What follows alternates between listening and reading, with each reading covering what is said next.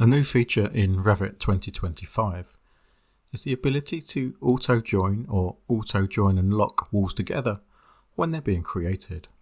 So we can see we have some walls here in this model, and if I come and add some finishes around these structural walls here, so we have just this 50mm boxing wall. I've got my draw tool set to be a straight line, and I'll enable the auto-join and lock. Now as I draw my wall along the length of this existing wall here, then they will be joined and locked together, which means they appear to be one wall. We're in the coarse level of detail for the view here, but also the opening for the door will go through both walls as well, as they're now joined together.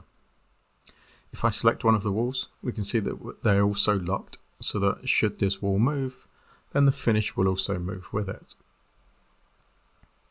It also means that when we come to place new components in, whether that's doors or other components such as lifts and elevators, then when we choose the wall to host it, we can choose either of the two walls.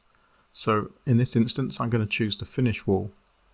And we'll see once again that the opening will go right through both walls as they're joined together. This is also going to be useful for things like bathrooms, where maybe we need to actually show tile finishes around the room.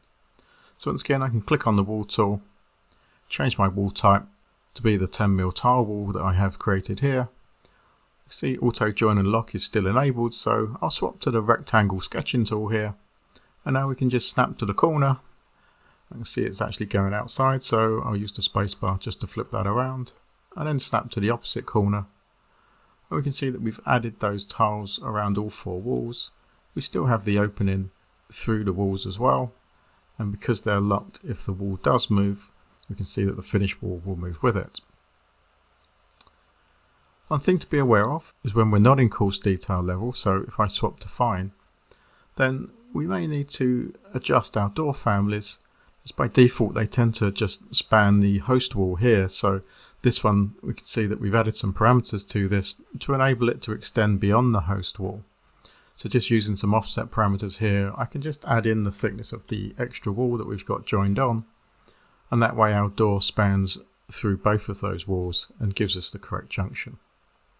So bearing in mind the manual process that we would have to do prior to Revit 2025, we would need to use the join tool and go around each of the walls to join them together, and then use the align tool to actually lock the walls together. So having that option when we create the walls will save us a lot of time over the previous workflows in earlier releases of Revit.